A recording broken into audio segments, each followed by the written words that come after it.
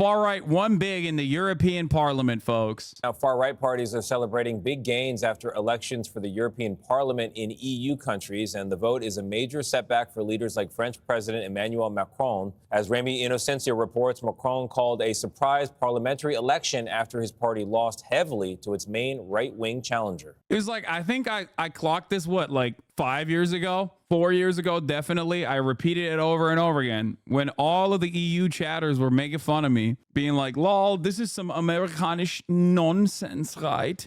We still have social democracy. And I kept telling you, no, you don't. Liberalism is going to absolutely gut your fucking country as well in the same exact ways. Look to America as what will happen to you in the future. And here we are. European chatters being like, no, you don't understand. Europe is way more left-wing than America. Europe is way more left-wing than America. I remember when I first started watching, you verbatim said, you watch out, Euro chatters. This kind of brain rot is coming to you next. Yep. Don't look up the first polls for the French election. He gambled too high. Yeah, what's crazy about this is that he's doing this in effectively the worst moment that he possibly could. It's pretty crazy because France is about to be completely captured. I hope I'm wrong, but France is about to be completely captured by Le Pen. Le Pen's party won every single French department except for Paris. Every single department. This is like Trump winning every single state since DC. Yes, but it's not a 1v1 like Trump versus Biden. They do 30%, then the second and third do 20%. So yes, they are first, but yes, Trump versus Biden isn't 1v1. There's several other candidates. Further, all you need to come in first is a plurality. See 1992, 1996. Also, I'm aware there's an EU election and the seats are handed proportionally. It's crazy stuff overall. I kept telling y'all, and I've been talking about EU politics for quite a bit, warning about the tide of fascism, the growth of fascism, and how neoliberalism basically almost always makes way for fascism in Europe. How far right is Le Pen? Le Pen's father is a direct Nazi collaborator. Le Pen herself is a fucking straight up Nazi as well. I think, I'm not entirely certain. She might have like tried to moderate a little bit, but it doesn't matter. She's just straight up a fucking far right freak. The only issue is that Macron took Le Pen's popularity and thought that he could basically be the right-wing party and that people would vote for the neoliberals consistently while simultaneously doing a shit ton of austerity politics and things that were just like broadly very unpopular, neoliberal shit, while simultaneously capitulating to the racist tendencies. If Macron loses further support, that raises the chance Marine Le Pen's far-right National Party will gain, with talk of telegenic 28-year-old Jordan Bardella, president of France's National Rally Party, becoming premier, and Le Pen possibly becoming president in 2027. Oh yeah, they have a telegenic young racist too. I forgot to mention that. Thank you so much. But despite the rightward shift, Europe's center is still holding. There remains a majority. Oh my God, dude. Yeah, no, it's so good. It's so good. All major leftist parties signed a coalition named Union Populaire to counter Macron and the right now. Yeah, we'll see how that happens. Last time it fucking failed spectacularly because all the smaller left parties literally fucking went neoliberal and cooked. I'm forgetting his name now. He's older. He's done. Mélenchon, right? Yeah. If you want to know the detail of what happened, Macron is calling for an election in order to kill the radical left by either forcing it to downgrade its proposition by forming an alliance with the left moderate, deadly in the long run, possibly cutting some of the more popular figures like Obono, one of the most anti-racist, or Fondeur Mélenchon, or to not get any opposition by going divided in the election. In Macron's defense, the literal same thing happened with Sanchez party. With Sanchez in Spain, he lost hard to Vox and PP in the local elections and immediately called for elections while he was down and ended up winning. This could be the same 5D chess, though I don't know. I can see it happening here. Anyway, here's our wonderful foreign minister had to say about Spain. Yeah, except such a funny thing because these guys are like straight up defending Nazis, which is pretty funny. Zionism, literally Nazi shit. But for Sanchez, the key difference is that he is significantly more to the left and has a base of popular support in Spain, whereas Macron is a neoliberal who has increasingly become more and more right-wing in his foreign policy, in his domestic policy, and therefore has basically lost any, like, everyone is now defensively voting for Macron. Anyone that votes for Macron is defensively voting because they're like, well, that's a literal fucking Nazi. I don't know what to do here. He is incredibly unpopular. That's the difference. First poll after Macron called for a snap election, huge gains for Le Pen's party and losses for Macron's party. Le Pen is not a Nazi. That's insane. You're fucking joking, right? Le Pen is not extreme right anymore? Are you fucking insane? Her retriangulating specifically to come across more. Oh my God. Also, this is pretty funny. Le Pen is not extreme right anymore. Yeah, what Le Pen is doing is a classic bargain. Nazis pretend to be center right to gain more votes, then turn right, or neoliberal. Same thing. I said this earlier. They become center, i.e. more moderate to get more votes, and turn full Nazi. She absolutely is just trying to retriangulate to beef up her chances of winning the election. Is France's National Front still fascist? So Jean-Marie Le Pen was literally a fucking Nazi, like a out and about Nazi. Front National is once again in the final round of the presidential election. What do you guys think Front National stands for? Like the national part of that. What do you guys think that stands for, by the way? But this is the new Front National, not the one co-founded by a French member of the SS, and definitely not the one whose leader says that gas chambers are a detail of history. This is Marine Le Pen's party. By the way, the leader, Jean-Marie Le Pen, fined again for dismissing Holocaust as detail. Wait, hold on. Is that leader standing next to the current leader? Wait, why are they standing next to one another? They kind of look the same too. What's up? What's up with that? Oh, wait, what? Why do they have the same last name? Oh, you mean to tell me she's the daughter of the, okay, all right. Well, I mean, come on, sins of the father and all that. And then there's the dozens of FN candidates that have been spewing racist abuse online. Take Gérard Brazon, who says Islamophobia is a right and fighting Islam is a duty. Or Jean-Christophe Gruot, who called immigration a cancer and denounced the Africanization of his city. That's so weird how that works. This video is outdated. I know, it's 7 years old. This was when they were definitely more aggro. This was when the rebranding was being tried, being attempted, and failing. But I guess 7 years after the rebranding attempt, it seems like some chatters have fucking eaten the bait. It's just like, I don't get it. Like, why would the National Front party, comprised of straight Nazi collaborators, founded by Nazi collaborators, that still upholds a lot of the same fascist principles, that still calls the fucking National Front, what leads you to believe that they've actually changed? Speaking of Germany, why is there such a negative reaction from some about AfD? They keep saying far right, but the policies of AfD that I've read about don't sound extremist. Maybe I'm missing something. Why is AfD? AfD Alternative für Deutschland is basically a Nazi party within the confines of a country where it's illegal to be a Nazi openly. Here are some of the many comments from AfD people. The big problem is that Hitler is portrayed as an absolute evil, says Björn Höcke from the AfD. Burning refugee homes are not an act of aggression, says Sandra Herschel from the AfD. We do not differ from the NPD in terms of content, says Dubravko Mandic. It's just rebranded. They have to rebrand. That's why, because like they can't fly the swastika because it's still illegal in Germany. So they'll fly like the Wehrmacht flag. Here's one of their ads. By the way, this is AF Post, America First Post. Beckmann wählen für eine Landeshauptstadt, auf die man stolz sein kann. Stolzmonat. Homosexuals in prison. We should do that in Germany as well. Andreas Gellman, AfD. I would not condemn anyone who sets fire to an inhabited asylum home. Marcel Grauf. A to Dr. Christina Baum, AfD. Und Heine Möst, AfD. Of course, this dude found the most racist way to describe AfD. AfD leaders have called for the criminalization of homosexuality, the banning of offensive literature like the books of Salman Rushdie, use Nazi slogans, claim Poland started World War II and more. They are not just anti-immigration party. They're the white Sharia party. The white Sharia party? Like, what do you mean white Sharia party? I don't know why. Like, Germans are so funny, bro. They're like, yeah, the type of extremist that you see here is just like a Muslim. It's like so funny. It's like, no, man, it's exactly the type of racism that Germany was very famous at. You don't have to point to Muslims in that situation. That's very weird. Björn Höcke literally used to write under the pseudonym Landolf Ladig for the neo-Nazi NPD. You may have covered the secret hotel meetings a few months back with out and about blood and soil Nazis and multimillionaires where they conspired to expel millions of immigrants, including some naturalized Germans from Germany. Yes. I can't remember if that was the first or the second plot, because there was two different plots that were uncovered. There was one plot that was uncovered that was like a laughable monarchist, And the other plot was Germany's pretty bad problem with their own version of Atomwaffen. Atomwaffen, for those of you who don't know, is a Nazi group that specifically operates within the U.S. armed forces.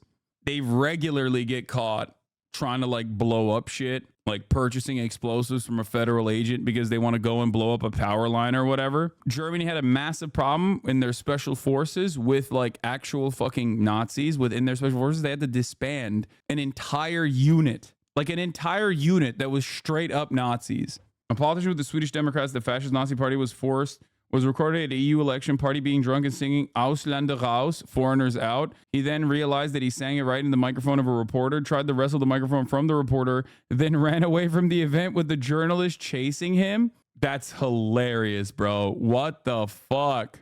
Racist song at SD's election vigil attacks the reporter. Riksdag member David Lang sang Ausländer raus during SD's election vigil, a song that has spread in far-right circles. When he notices the Expressen's reporter is recording the sound, he tries to take the mobile phone. Oh shit, are you recording this? Shortly thereafter, David Lang leaves the vigil. Wonderful stuff happening in the world, baby. We're going to watch a Financial Times video about how the right is surging in Europe. This is from 2 weeks ago. I suspect they will say it has nothing to do with neoliberalism, since it's the Financial Times. And identity public opinion in France and across much of Europe has hardened against immigration in the past decade. You can maybe date that to the 2015 refugee crisis from the Syrian war. The traditional parties are shifting in response to what they can see as the shifting sands politically around them. We have listened, we have acted, and we have delivered on one of the main concerns of people across Europe. Politicians read the polls and they open their mailbags and their emails. They thought we need to have a policy to address this. We need something in the elections to go to the voters and say, we're dealing with this. They're basically trying to fight the far right by moving onto their territory to some extent, a modest piece of their territory. The main contrast you can draw is between Giorgia Meloni in Italy and Marine Le Pen in France. They're both far right on paper, but Meloni is obviously now in power at the top of a coalition. She has played the game, to many people's surprise. Why is that surprising? It's because, as Yanis Varoufakis mentioned, neoliberalism and fascists are on the same side.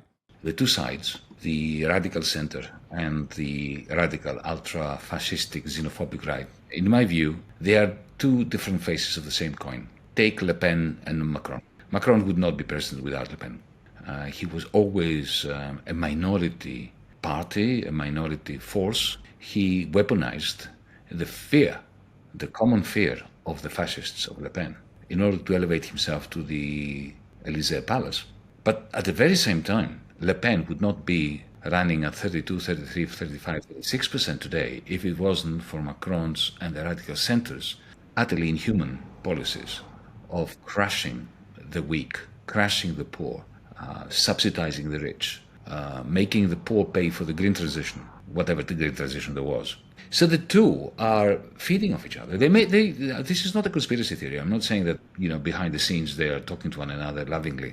No, I have no doubt that Macron loathes Le Pen and Le Pen loathes Macron. But functionally, structurally, there is a feedback effect that keeps them both in power. So, of course, when a fascist comes into power and the neoliberal is already doing like fascist adjacent policies, they just increase the stress on that front, just slowly but surely. But when it comes to like NATO and stuff, of course they're not gonna fuck up the bag. Meloni knows as an Italian fascist that NATO is the reason why there's any sort of Italian fascism post World War II to begin with. They would never in a million years try to remove NATO. They'll make inferences towards that sort of thing when they're running, but when they're in power, they're never gonna do that. Very difficult for Scholz's coalition government. They passed laws which were considered extremely unpopular, like for example the very controversial heating law, which was supposed to persuade people to switch from gas and oil-fired boilers to heat pumps. It led to millions of German households thinking that they were going to have to fork out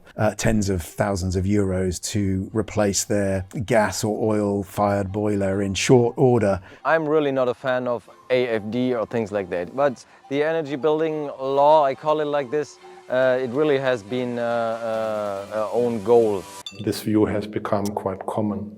And this is a reason why more and more people are voting for AfD. If you look at this technology, how expensive it is.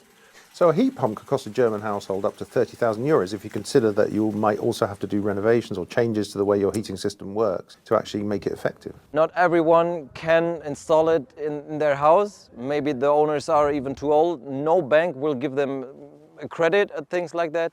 Like the policy failure aspect of it would be that the government is not offering alternatives to like the heat pump situation, not offering like loans or not offering grants to manufacturers of such a thing, and installing a like a voucher program or an installation program that in and of itself is also paid for by the government. Heat pumps is just one tiny issue. Have you followed the massive farmer protests across the EU? Yes, I have.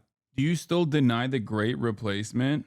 Oh man, we got a lot of fun chatters in here, huh? There is no Great Replacement unless you think me and your mom having consensual sex and delivering a new brother or a sister for you is considered the Great Replacement, i.e. white genocide, in which case then I guess it is happening. Isn't that wonderful, the way that like our politics have shifted so far right that eventually this kind of attitude is going to be like unironically a thing that people believe? I give it about 5 more years until people are genuinely pushing like not just the politicians, not the Tucker Carlsons of the world, but like straight up, people will firmly be committed to the idea that white genocide is happening. Doesn't Germany have laws against Nazis? Yes, they do, which is why they're called AFD and not called NSDAP. And also, they don't fly the swastika and instead fly the old Wehrmacht flag instead. I do think that the RN vote for some people is a protest vote. So it gives people a chance to say, we don't like the way the elites are governing us. So it's an essentially sort of, has that element of just like, I want to tear things down. Farmers' protests have been on the rise. I think they quadrupled last year compared to the year before. We've seen farmers' protests in Brussels, in Berlin, in Athens, in Rome, and of course in Paris. And this year's Salon d'Agriculture was a particularly rough occasion for France's President Emmanuel Macron. It was turned into a mess. Police had to put like massive protection around him because some factions of the farmers were angry and trying to come in, and he ended up staying the whole day instead of fleeing back to Élysée. But the images that were on TV were almost catastrophic. I mean, there were images of him surrounded by like dozens of police to protect him while he's like walking around this farm fair. And the RN has quite ably used this moment as a way to put pressure on Macron and also just cast themselves as, again, the ally of the working man. The Rassemblement National has historically defended rural life. We are traditionally a party that has been denouncing the fact that so much money was invested in the big cities to the detriment of investing in the rural areas. Farmers aren't traditionally a far-right electorate in France, but the party clearly thinks that many of their complaints are similar. Anti-globalization, anti-free trade, anti-environmental legislation. Farmers are business owners, by the way. Remember how the chatter was talking the other day about 97% of American farmers are white. Farm producers, he said. And then we found out that farm producers means something entirely different than actual farmers themselves, especially when considering the reality that the 2/3 majority of actual agricultural workers themselves are of Hispanic origin. Farming in general is also majorly subsidized for obvious reasons. So when you see a farmers' protest in Europe as well, remember that it's not actually a working class protest, but instead, business owners protesting against any number of different regulations that are supposed to push for renewable energy. Most of the time, farmers in the Western world, when they're rising up as business owners trying to protect their interests. Yes, the far right is both the result of the impoverishment of the French and the downgrading of our country. So, at the end of this day, I cannot act as if nothing had happened. Added to this situation is a fever which has gripped public and parliamentary debate in our country in recent years. A disorder which, I know, worries you, sometimes shocks you, and to which I do not intend to give in. However, today, the challenges that present themselves to us, whether external dangers, climate change and its consequences, or threats to our own cohesion, These challenges require clarity in our debates. This is why, after having carried out the consultations provided for in Article 12 of our Constitution, I decided to put back in your hands the choice of our parliamentary future by the vote. Well, for the French far right, the result is one to celebrate. Here's Marine Le Pen. The French have spoken, and this historic election shows that when the people vote, the people win. By giving more than 32% to the National Rally, the French have just given us the highest score. All parties combined in 40 years. Well, the President of the European Commission, Ursula von der Leyen, has described the results across the EU as a victory for the centre. Now, this election has given us two messages. First, there remains a majority in the centre for a strong Europe, and that is crucial for stability. In other words, the centre is holding. But it is also true that the extremes on the left and on the right have gained support. The extremes on the left. Oh my God. On the one hand, you have fascists who want austerity, just like we do as neoliberals. And on the other hand, you have people who want less austerity and better social safety nets, which is terrifying. Who's to say who's the real villain here? It's the left. I believe it's the left as the real villain. It's crazy to me. People are calling this a win for the far right. They gained 3 seats out of 720. The Overton window shifted, but this is still a reaffirmation of Europeanism as the far right Eurosceptic parties combined still have less support. I don't think you understand. This is the EU Parliament. This is only one aspect of the problem. The real problem is the domestic policies and the domestic momentum and mobilization of the far right in each of the EU nations, including but not limited to France, with Macron versus Le Pen. The Greens, who are in a three-way coalition with the SPD, are also facing a major drop in support. The stage has now been set for key regional elections in several German states, where the far right is also expected to make gains. Our political correspondent. How much you want to bet that every single fucking neoliberal ass party, no matter what they're called, whether they're called Social Democrats, SPD, Christian Democrats in the center right, doesn't matter, fucking Macron's party, how much you want to bet they're going to fucking turn around and say, well, what is the lesson that we learned from this? What is the lesson that we learned from this? Oh, that's right. We have to be more racist because the racists are gaining momentum. They're gaining more momentum. So we have to be even more motherfucking racist. We'll just out-racist them. I promise it'll work this time. AfD is a very strong party. We are increasing, even though we had a difficult campaign. Still, we are coming out as number 2. We're stronger than the party of the Chancellor. And I think this is a very strong signal. We have to look closely to the results. I guess that we are in the eastern part of Germany even stronger. What I heard is that we are there number 1 everywhere. So this is also a message. The regional elections are to come in autumn. So we are very pleased.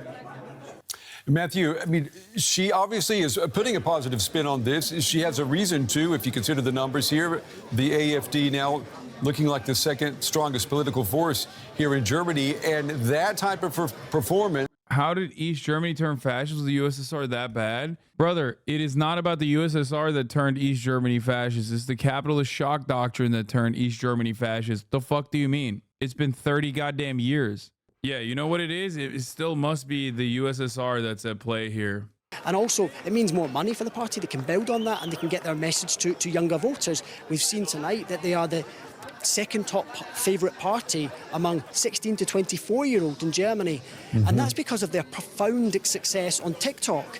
And ultimately what they're doing is they're going straight to the users, straight to the voters. They're cutting, a lot of the time they're cutting out the media with their message, and it's proving successful. At least tonight we've seen that they've managed to build on their vote from last time around. So I think this is so reductive.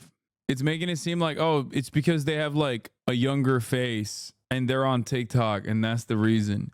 It's like, bro, that's not the only reason. The other glaringly obvious reason for anyone paying attention is the dire economic circumstances for the younger generations, with center-right parties being in power for their entire fucking lives. Every single European country has seen material conditions worsen and economic prospects get worse and worse. Economic futures become more uncertain in their lifetime. This happened in America as well. This is terrifying shit. I love that, like, the most consequential part in the eyes of centrists is AFD's opinion on Russia. The start of 2024, it's been one political scandal after another for the far-right Alternative for Germany and its party leadership. One thing in particular seems to be tripping up the AFD: its affinity for Russia and President Vladimir Putin's government. In focus is Maximilian Krah. He's the AFD's top candidate for the European elections in June. Krah has hit the headlines over multiple scandals lately. In a recent newspaper interview, he commented that not all members of the SS were criminals. Under Adolf Hitler, the SS paramilitary organization was significantly involved in the murder of 6 million Jews and other groups targeted by the Nazis. Bro, Germany had one fucking law, which is that you specifically can't say this. Okay? Like, that's pretty much the most important and most consequential, most significant law that Germany has that deviates away from, like, all these other fucking countries. Why isn't he in jail? Like, I don't get it. I thought this was a law. Like, any kind of Nazi adjacent, any kind of sentiment demonstrating, like, some support for Nazis is just not allowed. It gets worse for the AFD. The party's number 2 candidate in the European election campaign is suspected of corruption. Member of the German Bundestag, Pieter Bustron. And again, there's a connection with Russia. Investigators searched Bustron's office and apartment over suspected links to a Kremlin campaign to spread pro-Russian disinformation. It was allegedly orchestrated by Putin confidant and oligarch Viktor Medvedchuk, seen here in the center. On the left, Maximilian Krah, who was also in touch with Medvedchuk. The oligarch is said to have bribed European politicians with hundreds of thousands of euros. Following the accusations against him, Piotr Bustron is now no longer campaigning for the AFD. Bro, this is crazy. It's like, that has been a more consequential burden for the AFD than the Nazi thing. They should both be consequential. I'm losing my fucking mind. All of this breathless reporting for a 15.9% vote share, bro, you cannot undermine the rising tide of fascism in Germany. Come on. We are not 100 years even removed from it. That's crazy. It has not even been a century yet since the last time this happened, and people were like, well, they're in second place. It's fine. No, man, I'm not going to fucking sit here and be like, nah, this is not that scary. It's fine. I once again must repeat, we are not 100 years removed from this exact same thing happening. It's literally 90 years ago. It's especially scary and especially consequential because it is happening in a post-Holocaust world. It is happening in a post-Nazi Germany defeat world. So, like, there is a direct example that you can point to and be like, yo, the last time this shit happened, things did not go well. There are still people alive that fought the Nazis. Exactly. Yeah, this is different. Surely the Nazis didn't win in democratic elections. Yeah, surely. Surely there was no liberal capitulations to the Nazi party. You also have to factor in the momentum of the AFD and the momentum of Le Pen too in France. Their growth has been relatively fast.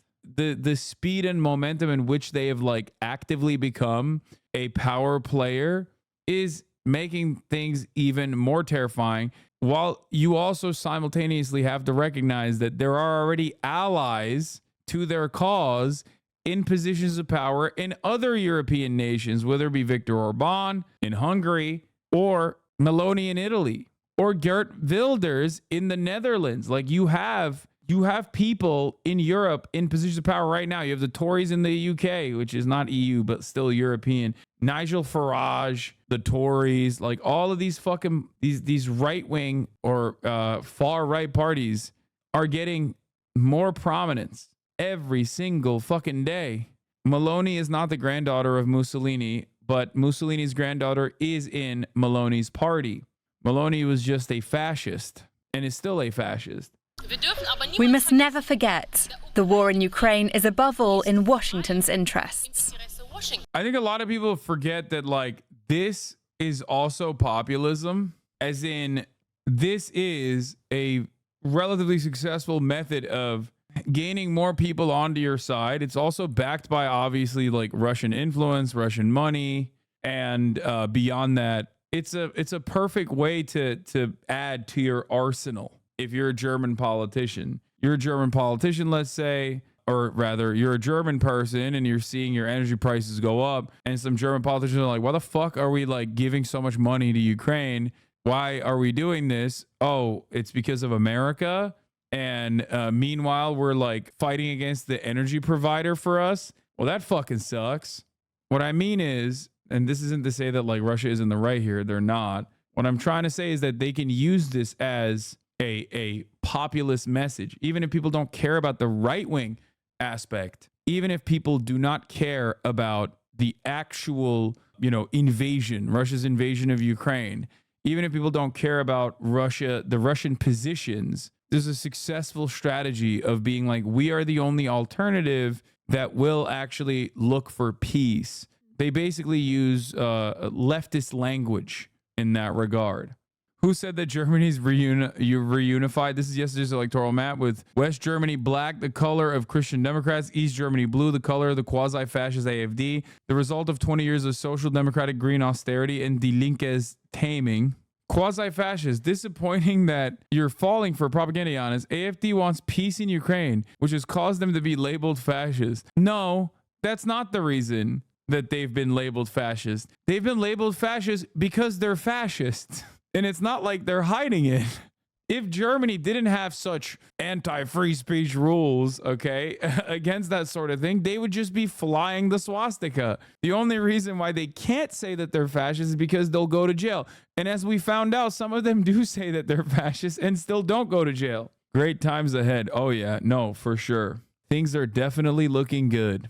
It's also much better that there is no socialist alternative. Like at least there was a counterbalance back in the day with the USSR and like trade unionist movements, socialist movements in general. And yet now there is no fucking counterbalance at all. You have like China, but not really. Far right recruits by telling disaffected people, look, see how everyone's talking about us? We are powerful. Join us and you can be powerful too. I think the media solely focusing on far right election contributes to their recruiting. People think they're winners and a lot of people join parties because they're the winners. No, dude. You're close, but you're wrong. The far right recruits by telling disaffected people, not by saying, look, they're afraid of us because we're powerful. They get disaffected people to join because they go, look, no one addresses your material conditions. I do. You want to know how we fix the problem? We purge the brown people. We kick them out of the country. They're different. They're weird.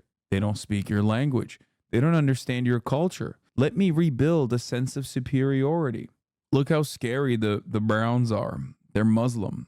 They don't understand our superior way of life, our existence. They're ruining the country. They're ruining the country with their food. They're ruining the country with their music. They're ruining the country with the crime that they do. And it's a rinse and repeat strategy everywhere around the world where right-wing sentiment thrives.